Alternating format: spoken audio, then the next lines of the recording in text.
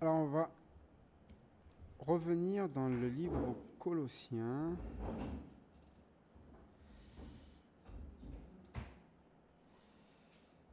Euh,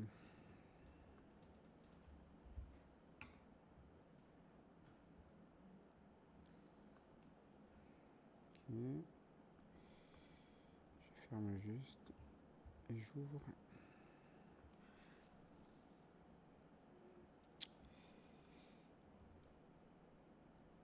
On va reprendre le livre aux Colossiens et on va lire du verset 12 au verset 23.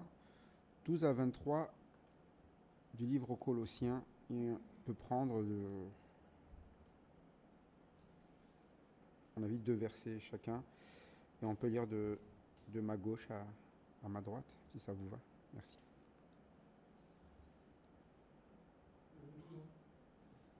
Oui, c'est ça, oui. 12. Et vous exprimerez votre reconnaissance au Père qui nous a rendus capables de prendre part à l'héritage des saints dans la lumière. Il nous a... Chapitre 1, Chapitre 1, c'est ça, oui, verset 12 au verset 23. Qui nous a donné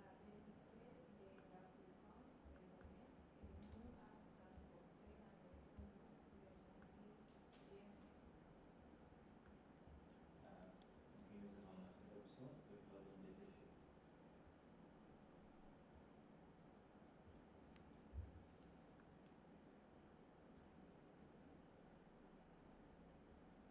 Il est l'image invisible de premier-né de toute la création. En effet, c'est en lui que tout a été créé dans le ciel et sur la terre, visible et invisible, trône,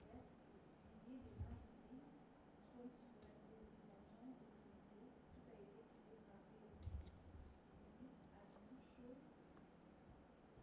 et tout subsiste en lui.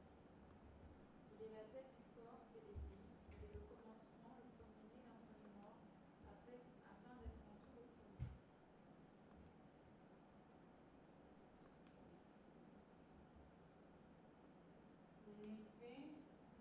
Dieu a voulu que toute sa plénitude habite en nous. Continue. Il a voulu par Christ tout réconcilier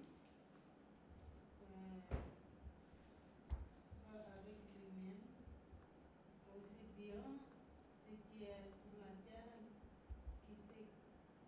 qui est dans les cieux, et faisant la paix avec à travers lui par son sang versé sur la croix. Et vous, qui étiez autrefois étrangers et ennemis par vos pensées et par vos mauvaises œuvres, il vous a maintenant réconciliés par sa mort dans le corps de sa chair, pour vous faire paraître devant lui saint, irrépréhensible et sans reproche. Si du moins vous demeurez fondés et inébranlables dans la foi, sans vous détourner de l'espérance de l'évangile que vous avez entendu, qui a été prêché à toute créature sous le ciel, et dont moi, Paul, j'ai été fait ministre. Dans ce livre aux Colossiens, on voit depuis le début que ce que Paul expose, c'est la parole de la vérité, la parole de l'évangile. Mais il a cette nécessité de reposer réellement ce que c'est que la parole d'évangile. Parole d'évangile, c'est vous qui êtes sauvés par Jésus-Christ. Et non pas vous qui essayez d'être sauvés pour être agréable à Jésus-Christ. Et c'est très important parce que il va y avoir des personnes, et c'est ce qu'il va dire au chapitre 2, qui vont essayer de poser des préceptes humains pour pouvoir nous amener à ce qu'on appelle à Dieu. Mais un précepte humain, c'est quoi? C'est je vais essayer de bien faire et j'espère que Dieu va apprécier ce que je fais. Si on prend le chapitre 2, verset 18, je rappelle ce verset qui est l'avertissement. Qu'aucun homme, sous une apparence d'humilité et par un culte des anges, ne vous ravisse à son gré le prix de la course, tandis qu'il s'abandonne à des visions et qu'il y est enflé d'un vain orgueil par ses pensées charnelles, sans s'attacher au chef, dont tout le corps, assisté et solidement assemblé par les jointures et des liens, tire l'accroissement que Dieu donne. Si vous êtes mort avec Christ au rudiment du monde, pourquoi comme si vous viviez dans le monde, vous impose-t-on ces préceptes. Ne prends pas, ne goûte pas, ne touche pas. Préceptes qui tous deviennent pernicieux par l'abus et qui ne sont fondés que sur les ordonnances et les doctrines des hommes. Ils ont à la vérité une apparence de sagesse en ce qu'ils indiquent un culte volontaire, de l'humilité et le mépris du corps, mais ils sont sans aucun mérite et contribuent à la satisfaction de la chair. Et quoi qu'on en dise, quand on prend toute religion, c'est ne prends pas, ne touche pas, ne goûte pas. Si tu ne manges pas de cela, tu seras saint. Si tu ne touches pas de cela, mais il dit, mais ce sont des préceptes d'hommes. Pourquoi d'hommes? Parce qu'à un moment donné, la satisfaction, elle sera d'avoir eu la capacité d'avoir fait quelque chose. La satisfaction de la chair. Ma chair est capable de.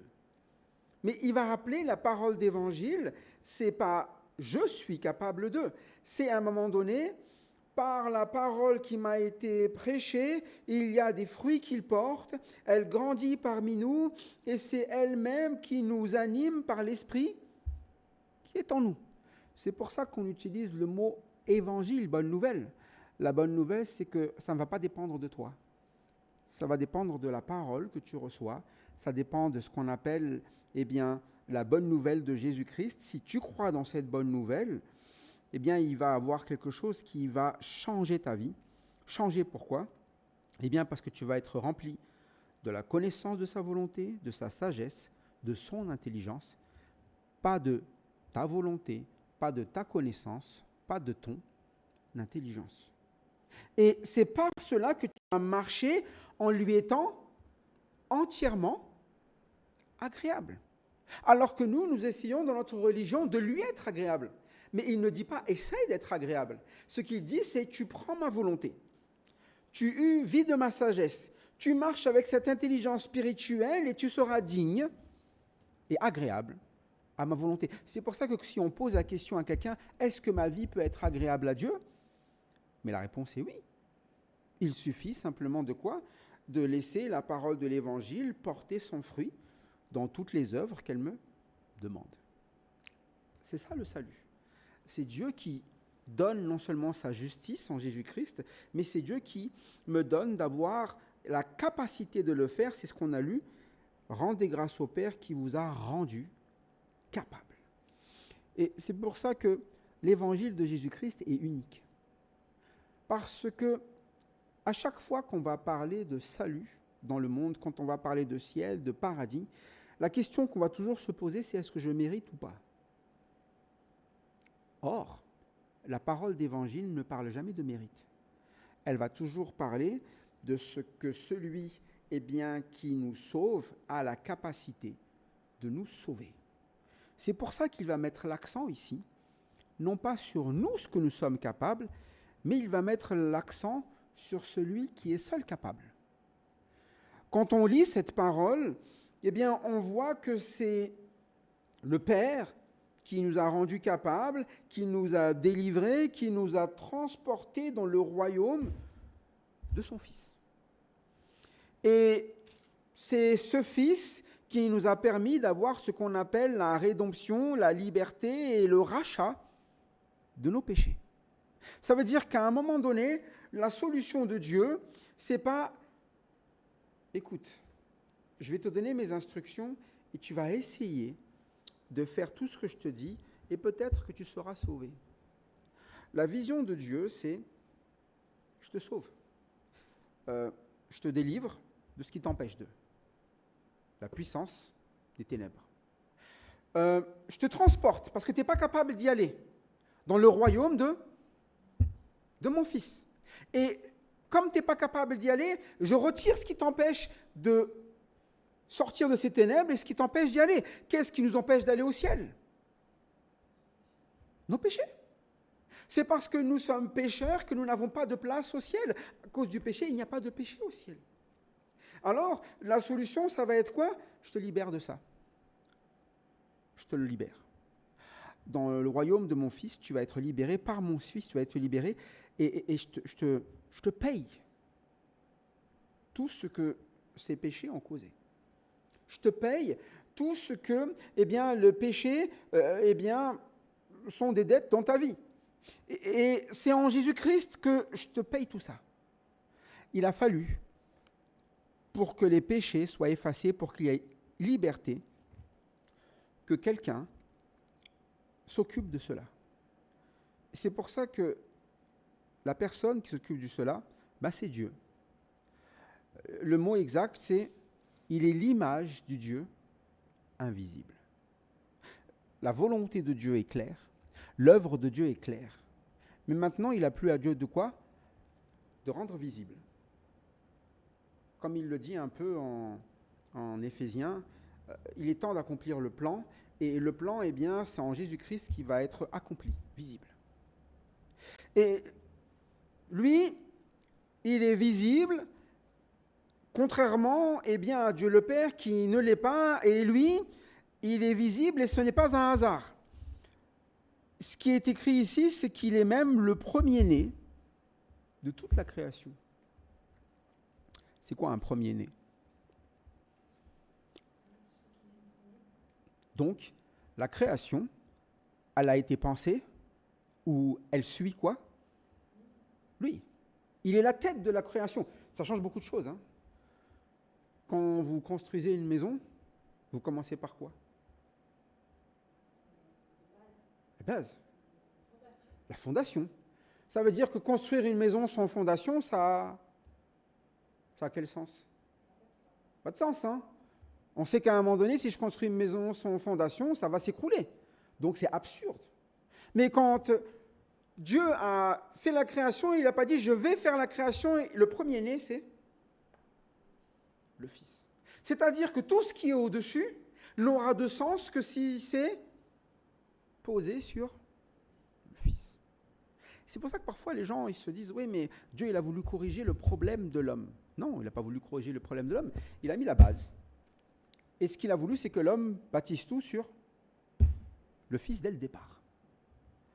C'est pour ça que dès le départ, il n'a pas créé Adam et Ève en disant « voilà un homme et une femme parfaits ». S'ils avaient été parfaits, ils n'auraient pas. Et donc ils n'auraient pas quoi ? Péché. S'ils ont péché, c'est qu'ils sont quoi ? Faillibles. Ils sont faillibles, non ? Comment vous savez que quelque chose est faillible ou pas ? Moi, je dis une chose au démarrage. Qu'est-ce qui différencie le premier Adam du deuxième Adam, dit la Bible ? Par l'un, qu'est-ce qui est rentré ? Ça veut dire qu'à un moment donné, quand Dieu a fait l'homme sans péché, mais il était comment ? Pourquoi il était faillible ?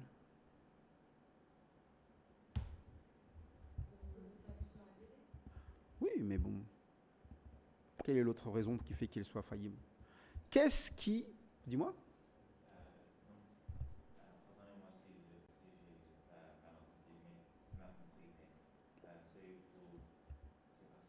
il m'a compris. C'est parce qu'il n'y a pas vraiment sans le choix, oui. Ça, c'est autre chose. Mais on va parler de sa faillibilité. Faillible, c'est... ou corruptible. Oui, c'est ça. Pourquoi il est corruptible ? Je vous pose la question, est-ce que la nature est corruptible ? Est-ce que la terre est corruptible ?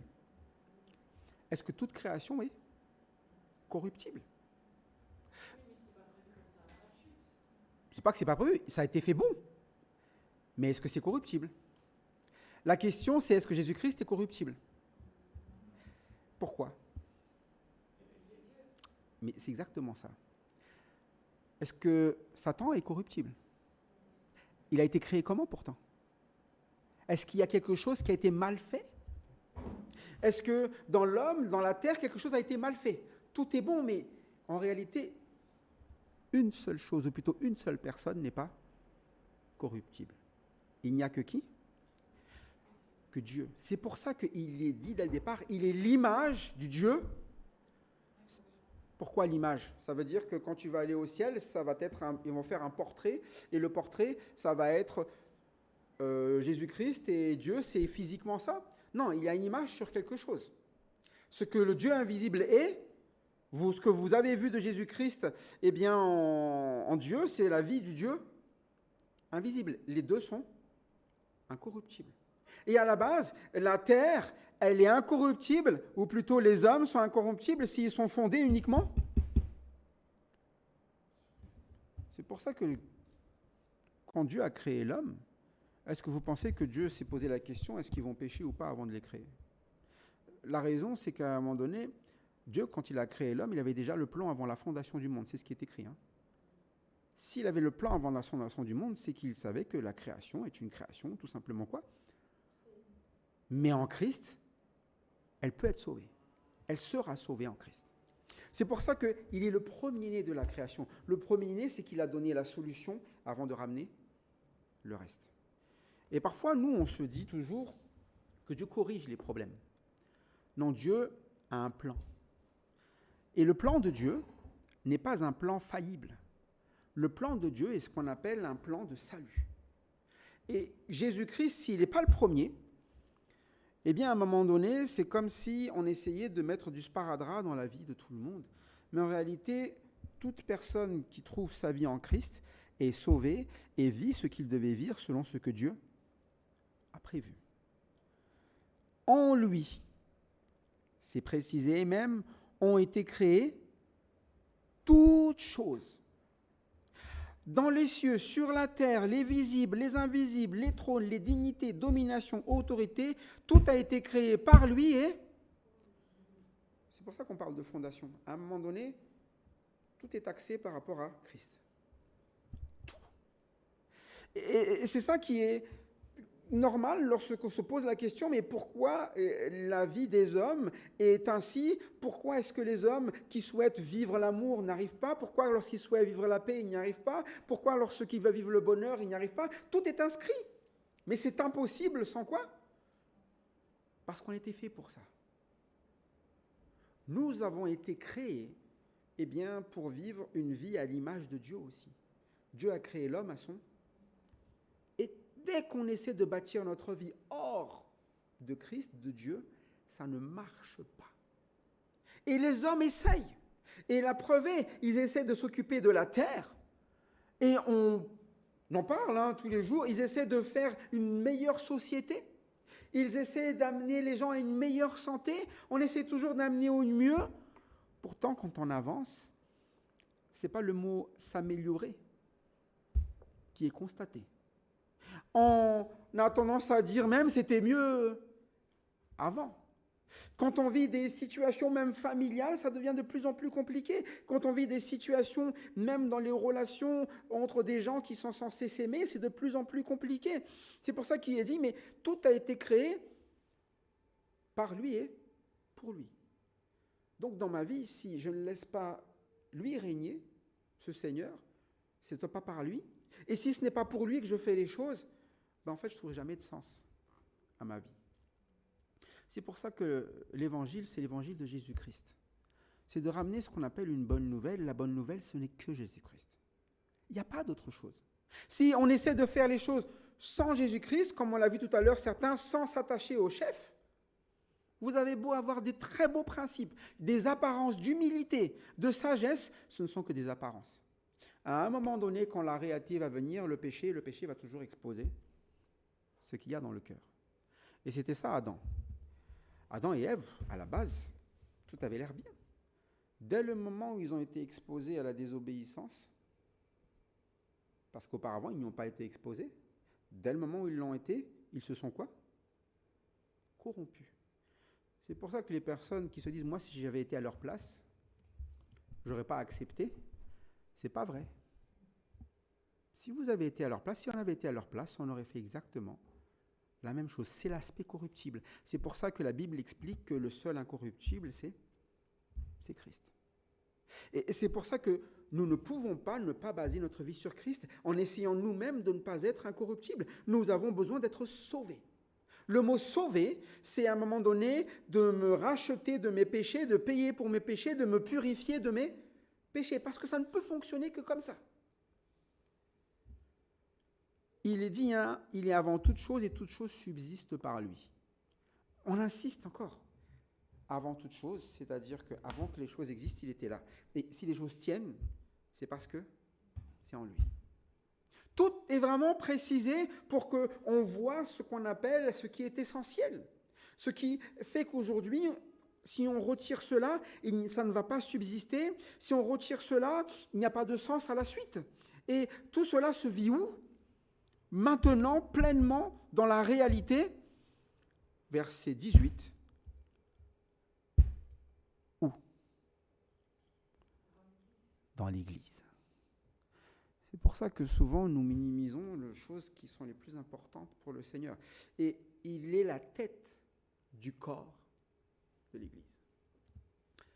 Quand vous avez une tête, vous pouvez faire ce que vous voulez, vous pouvez changer de bras, vous pouvez changer de jambes, vous pouvez même changer de cœur. Mais il y a une chose que vous ne pouvez pas changer quand même. Hein. C'est quoi? Ah, vous pouvez couper mes doigts, hein? Vous pouvez couper tout ce que vous voulez, mais si vous coupez la tête, on est quoi? On est mort, hein? Il n'y a pas de truc qui maintient en vie la tête et qui fait balader la tête tout seul, ça ne marche pas. Il n'y a pas ça, tiens, j'ai perdu ma tête, mon doigt, et puis je peux le recoller, mais ma tête, je l'ai perdue, c'est pour ça qu'à un moment donné, si l'Église même perd la tête, l'Église n'est plus une. Et c'est pour ça qu'il donne cet avertissement. Ne perdez pas la tête. Rappelez-vous que la tête, elle a cette fonction qui est vitale. Vital, ça veut dire quoi? Ça veut dire qu'à un moment donné, ne serait-ce que je supprime l'accès à ma tête au reste de mon corps, c'est fatal. Si l'oxygène ne remonte pas là-haut, si les informations ne remontent pas là-haut, tout est... Si ça ne redescend pas, le corps est mort. Et c'est ça quand parfois les gens qui sont paraplégiques, la tête fonctionne encore, mais tout le bas peut être quoi? Chaos. Et à un moment donné, l'Église, ça peut être cela. On a coupé soit les liens, soit on n'a pas la tête. Donc par défaut, nous sommes morts. Soit nous avons coupé les liens d'une certaine manière avec la tête. Et une Église qui ne fonctionne plus selon la tête, c'est une Église où c'est le corps qui fonctionne tout seul. Et essayez d'avoir un corps qui fonctionne sans tête. Ou un corps qui agit indépendamment de la tête. Ça existe. Hein. Il y a des personnes, les gestes sont comment? Ça a plus tendance même à faire quoi? Quel est le risque qu'il fait avec ses mains, ses jambes? Il va se blesser, non? Il va tomber, il va se frapper, parce que pour la tête, ce n'est pas logique de quoi? C'est pour ça qu'à un moment donné, si je prends un objet, si je vous le lance, si la tête en a conscience, automatiquement, vous allez faire quoi? Vous allez l'éviter ou vous? D'ailleurs, on protège quoi? La tête. Parce que c'est la partie vitale. Mais si vous avez dos tourné, que la tête n'est pas au courant, vous prenez l'objet et vous avez juste mal. Et parfois, c'est ça. Nous sommes là en train parfois de consulter, ou plutôt faire des choses dans notre vie sans consulter la tête. Sans se tourner vers la tête, sans amener la tête à prendre sa place. Et parfois, on le dit, si j'ai une tête. Mais si tu as une tête, il faut faire quoi alors? On dit quoi aux enfants? Utilise ta tête. Hein? Utilise ta tête, c'est quoi? Avant de faire quelque chose. Mais dans l'Église, ça devrait être pareil, non? Avant de faire quelque chose, il y a un chef. Qu'est-ce que le chef demande pour cette situation-là? Qu'est-ce que le chef nous a indiqué pour vivre ces choses-là? Mais il est dit, il est la tête du corps de l'Église. L'Église devrait être donc le témoignage d'une tête qui est fonctionnelle dans un corps. Et cette tête, c'est Christ. Dans l'Église, les gens devraient voir quoi? Christ agir. De la tête jusqu'au pied. Et c'est l'Église avec un grand O. Et parfois, Dieu, mais ça, c'est toute l'Église. Mais si c'est toute l'Église, ça doit être visible aussi dans la locale, non? Parfois, les gens, ils séparent les deux. Oui, ça, c'est le général. Oui, mais ça veut dire quoi, c'est le général? Si c'est vrai dans le général, c'est vrai dans le local. Et c'est pour ça que, quand il parle ici, il parle à une église quoi? Locale. Il n'est pas là en train de dire, ça, c'est pour les autres églises de Christ. Vous avez... Non, toutes les églises doivent avoir pour tête Christ. C'est ça, l'Évangile. Il est le premier-né d'entre les morts afin d'être en tout le premier. Premier, ça veut dire qu'à un moment donné, il a fait le premier et nous, tout ce qu'il a fait, ça veut dire que nous devons le suivre. S'il a souffert avant nous, nous aussi, nous souffrirons. S'il est mort avant nous, nous aussi, nous mourrons. S'il est ressuscité avant nous, nous aussi, nous ressusciterons. S'il est monté dans la gloire au ciel, un jour, nous aussi, nous irons au ciel dans la gloire. Nous le suivons parce qu'il a tout fait, C'est comme dans une fondation. Vous avez une fondation, le reste de la maison suit. Vous ne pouvez rien construire qui soit en dehors de... Mais c'est ça l'évangile. La bonne nouvelle, c'est que je n'ai pas en train de réfléchir comment je vais bâtir ma vie. Mais non, Christ m'a montré déjà, il est le chemin, il est la vérité, il est la vie. Nul ne vient au Père que par lui, donc je sais ce qui est agréable au Père. Il suffit juste de vivre son chemin, sa vérité, sa vie. C'est l'évangile.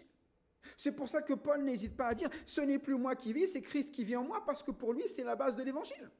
À chaque fois qu'il vit Christ, il est sûr d'être agréable là, et il va vivre selon la force de Dieu. Systématiquement. Mais l'Église, c'est ça. L'Église de Jésus-Christ, à un moment donné, elle cherche quelque chose. Elle veut quelque chose. Elle a cet objectif, à un moment donné, que tout ce qu'elle fait soit conforme et selon la tête qui est Christ. C'est pour ça que nous passons notre temps à étudier la Bible, pour toujours vérifier si ce que nous faisons est réellement ce qu'a dit Christ. Ou nous le faisons parce que c'est une tradition des hommes. Mais la plupart des religions aujourd'hui existent parce que ce sont des quoi? Traditions des hommes. C'est pour ça que les gens ont du mal à comprendre. Maintenant, de toute façon, peu importe, les religions monothéistes, c'est toujours les mêmes. Il suffit juste, après il y a différentes traditions, et puis ça s'adapte selon les pays, ça s'adapte selon les zones, et puis ça, de toute façon, c'était la même, mais c'est issu de là. C'est juste des... Non, en fait, il y avait une base, hein. Et la base, ça s'appelle la parole de vérité, la parole de l'évangile. C'est-à-dire qu'à un moment donné, dès que tu le changes, ben, tu inclus toujours quoi? Mes traditions. Du coup, on a les traditions baptistes, on a les traditions, tous les autres istes, catholiques, protestants, tout ce qu'on veut, et puis on regarde et dit, ouais, mais on ne fait pas la même chose. Mais c'est normal. À un moment donné, il parle de l'Église. L'Église, elle fait les choses uniquement avec une tête. La tête, c'est... Si quelqu'un fait quelque chose à côté, ce n'est plus une... Peu importe c'est quoi l'origine. Hein. C'est pour ça qu'à un moment donné, beaucoup de sectes sont sortis, et des baptistes, et tous les autres istes que vous voulez. Parce qu'à un moment donné, on a quitté quoi? Et parfois on dit, oh, comment ils ont pu en arriver là? Ben, de la même manière qu'on pourrait en arriver. Hein. C'est pour ça que nous prenons garde à regarder toujours la tête. Et la tête, c'est pas comme si elle n'avait pas d'informations à communiquer au corps. Parfois, d'un point de vue biologique, on n'estime pas le nombre de communications qu'il y a entre la tête et le corps toute la journée. Toute la journée, il n'y a jamais de stop entre la tête et... Il n'y en a pas. C'est toujours en train de communiquer. Si je vous parle, à un moment donné, tout mon corps est conscient de ce que je suis en train de... D'ailleurs, mes mains bougent en même temps que... C'est bien qu'il y a quelque chose qui va ensemble. C'est pas je parle et puis autre chose là qui se passe ici. Il ne mène pas sa vie tout seul. Il ne mène pas sa vie tout seul. C'est un... Parce qu'il y a une tête. Et dans l'Église, c'est cela. C'est quand tout, quoi? Ben, comme Dieu le veut. Dieu a voulu que toute plénitude habite en lui. Tout est en lui. Toute plénitude, si toute chose est pleine, si toute chose est remplie et bien faite, c'est en lui. C'est par lui que tout est quoi? Avec Dieu. Verset 20. Il y a un autre mot. Quelqu'un l'a dit tout à l'heure, je crois. Réconcilier. C'est quoi quelque chose qui est réconcilié? Si je me réconcilie avec quelqu'un, ça veut dire quoi?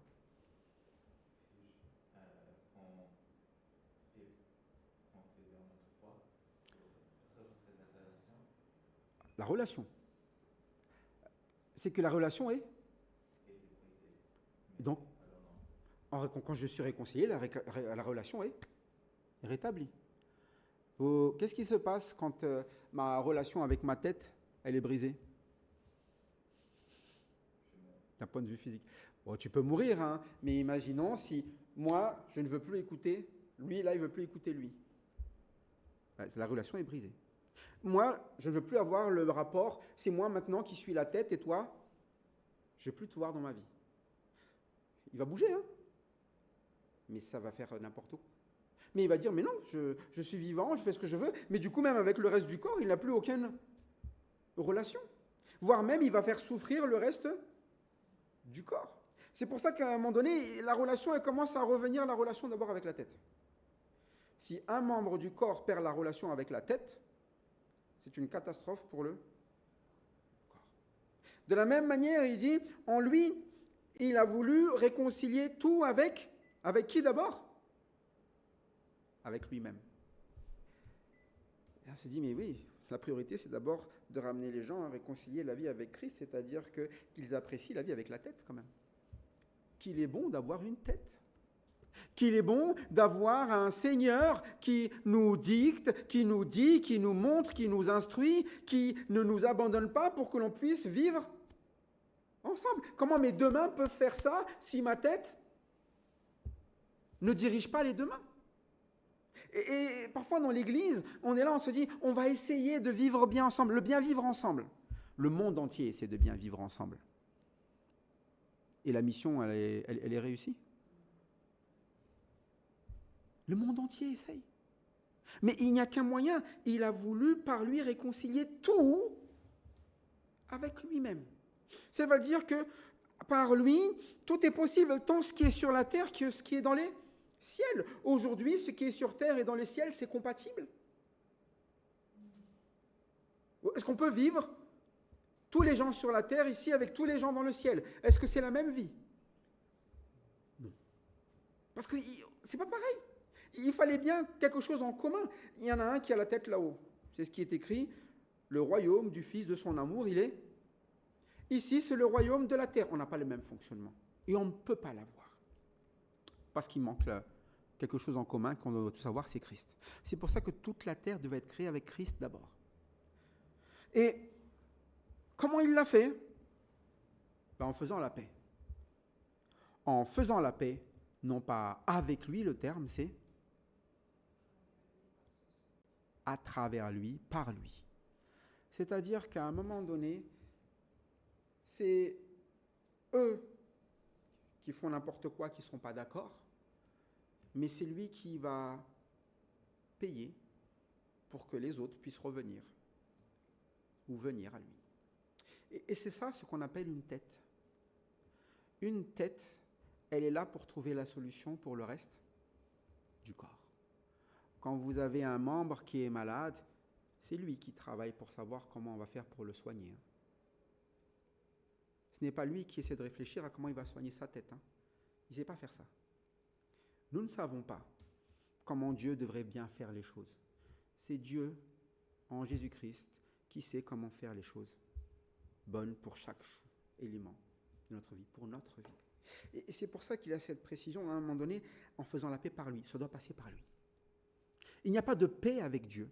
Il n'y a pas de paix entre nous si ça ne passe pas par Christ. Si ce n'est pas lui qui nous indique comment le faire, comment le vivre. Et c'est pour ça qu'à un moment donné, la parole d'évangile, c'est la parole de l'évangile de Jésus-Christ. Parce qu'on aurait pu s'arrêter à parole d'évangile en se disant Dieu a une bonne nouvelle et voilà, après Christ peut être ajouté, ça peut aider. Non, ça doit forcément toujours passer par lui. Non seulement dès le départ, par quoi?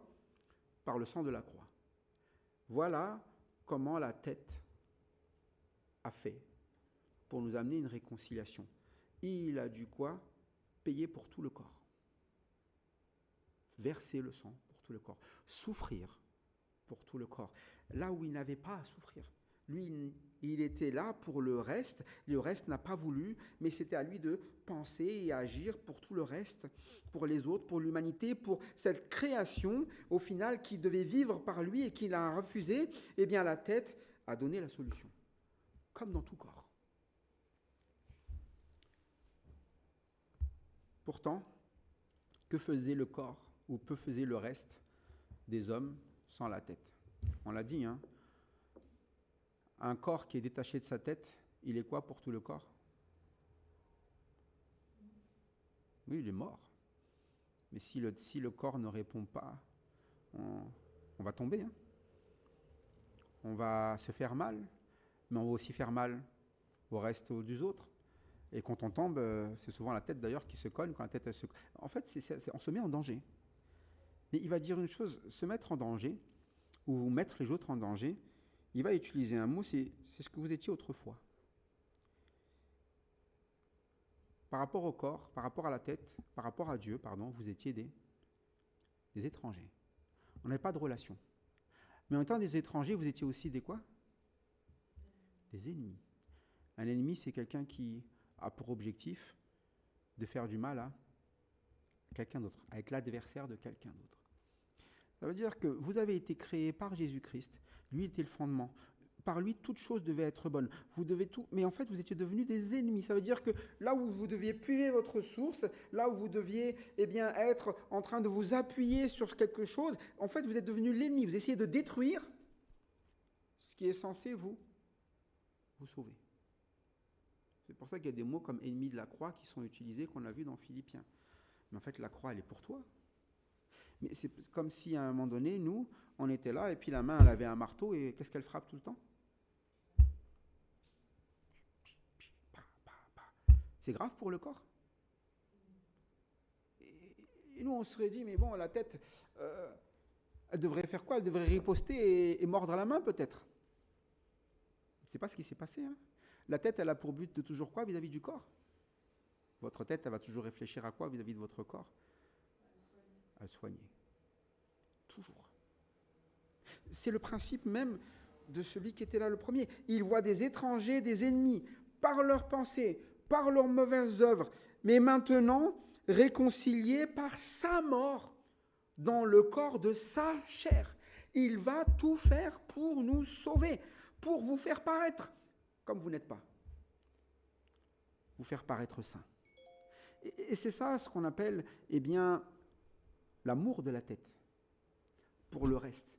En fait, il va accepter quelque chose qui est d'accepter de souffrir pour nous remettre ou nous mettre dans l'état qui est agréable à Dieu, c'est-à-dire la sainteté. La sainteté, c'est quoi? C'est quand on rétablit la relation avec Dieu. Si Dieu est saint, si nous sommes rétablis, parce qu'il est saint, nous serons. C'est ce que la Bible nous enseigne. Nous serons saints. C'est pour ça qu'à un moment donné, lorsque nous commençons à avancer dans le péché de plus en plus loin, le démarrage, ce n'était pas quelqu'un qui a dit « je vais pécher ».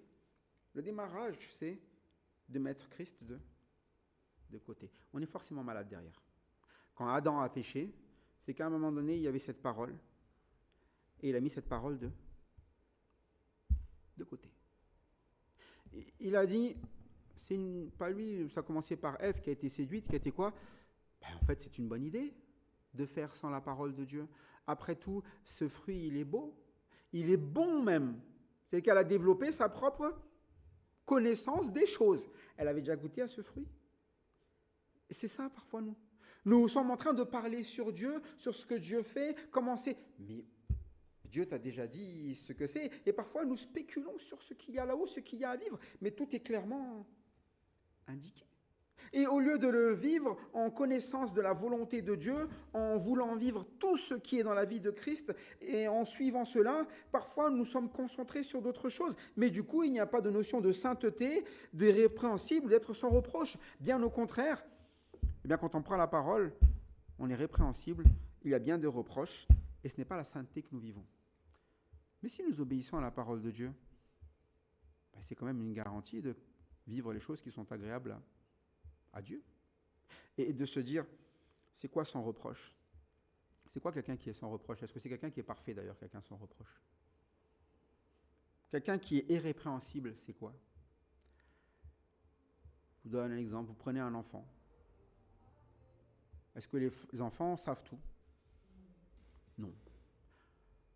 Mais à quel moment vous reprenez un enfant? Exactement. Ce qu'il ne savait pas, il suffit juste de lui expliquer.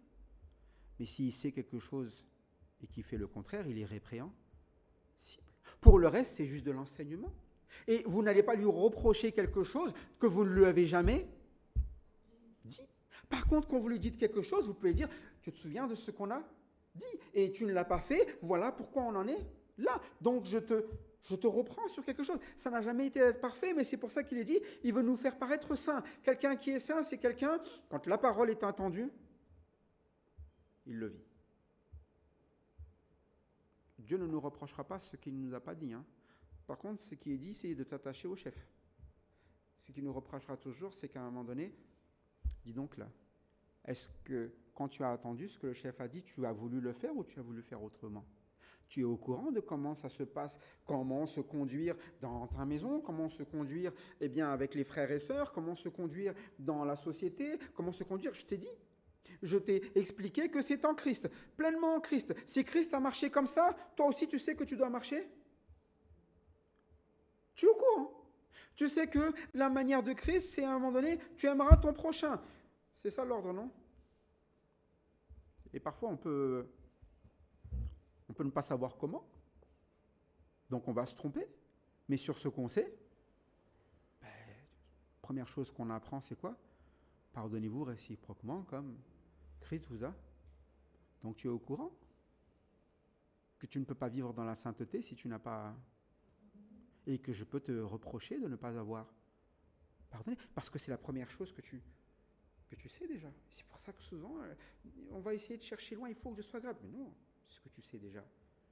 Mets-le en pratique. C'est pour ça que c'est une parole de vérité. Vous l'avez, vous la vivez. Vous l'avez, vous la vivez. Et on continue à le vivre. C'est pour ça qu'il dit, si du moins vous demeurez fondés et inébranlables dans la... C'est tout. On reste toujours fondé. Il est écrit que. Dans l'Église, il nous est demandé que. Voilà comment Dieu a fait les choses. Voilà comment Christ a amené son Église. Voilà ce qu'il a mis. Voilà. Et on est là en train de dire quoi? Ok, on fait comme ça. On fait comme ça. On fait comme ça. On fait comme ça. Et vous serez étonnés, vous verrez que la tête pense beaucoup mieux que nous. Nous, on a la vue de la main. Pour la main... Oh non, je ne touche pas ça, je ne connais pas. Mais lui, il dit, mais moi je sais ce qu'il y a là, je sais comment ça marche, je sais comment j'y réfléchis, je le sais, mais nous on a la vue du petit doigt, qui lui ne sait pas du tout à quoi sert quoi que ce soit, et que pour lui, il s'est juste appuyé. Et il se dit, j'appuie pas, je bouge pas. Mais non, c'est la tête qui décide ça. Parce que le petit doigt n'est pas tout seul, il y a le petit doigt, il y a l'autre doigt, il y a tout un ensemble. Et parfois, comme ça, nous sommes dans une église, nous réfléchissons en disant que nous sommes tout seuls. Il n'y a qu'un membre qui est tout seul. Hein. Vous savez c'est lequel? Qui se suffit à lui-même. Hein. C'est la tête. Hein. Je vous dis, c'est le seul qu'on ne peut pas enlever. Et mes autres membres, non seulement ils ont besoin de la tête, mais ils ont besoin des autres. C'est un des autres. La tête est là pour les amener à travailler les uns et les autres ensemble. Comme il le dira dans Éphésiens, c'est ce qu'on appelle un corps coordonné. Moi, j'aime l'image toujours d'un chef d'orchestre. Un chef d'orchestre, il joue quoi comme instrument?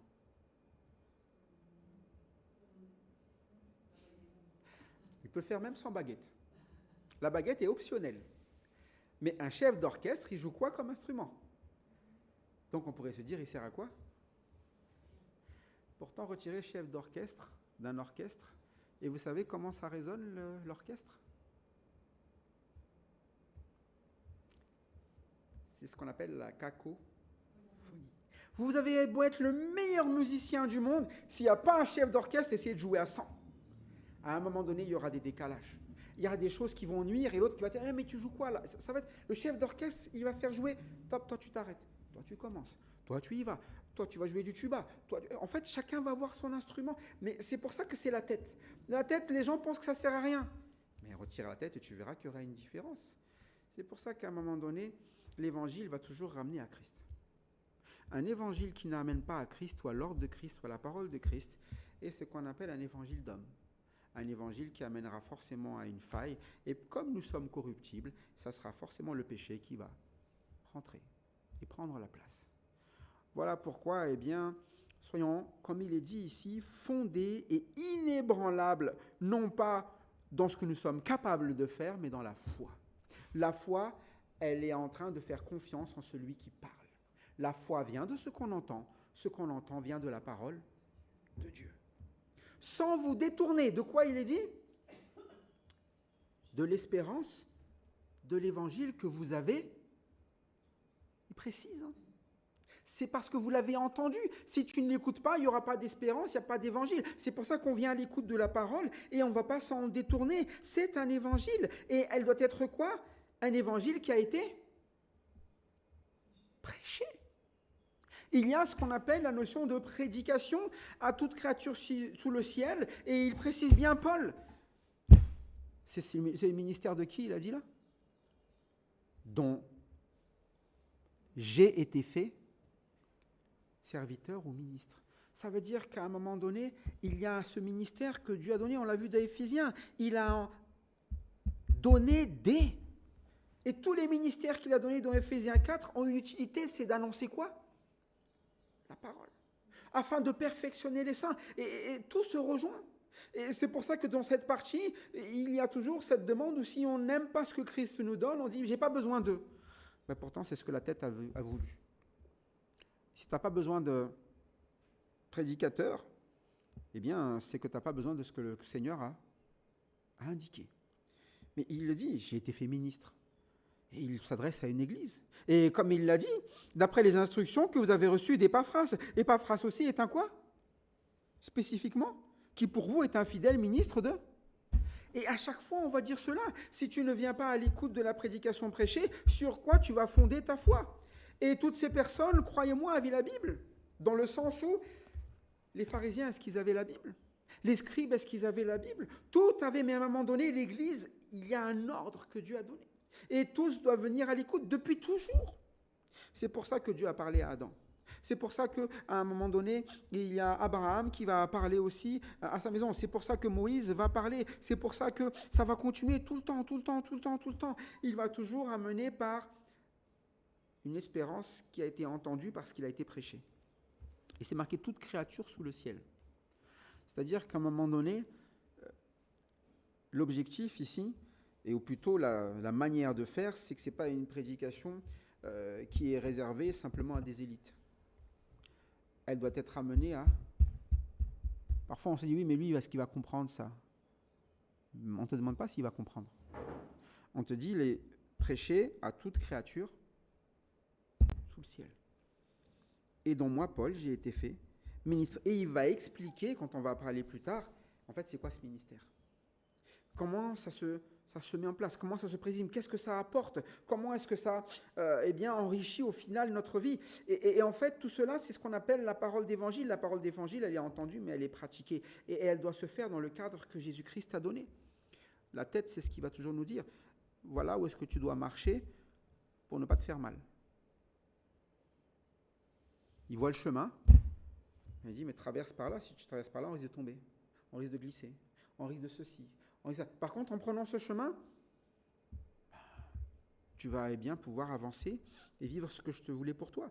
Voilà pourquoi ce qu'on a lu depuis dans cette partie, c'est ce qu'on appelle la parole d'évangile. Et il faut vraiment qu'on comprenne que la parole d'évangile, c'est une question de foi. Et foi, c'est quoi? Ce que Dieu me dit, je le considère vraiment comme une bonne nouvelle et je vais le vivre comme un corps qui a vraiment besoin de sa tête.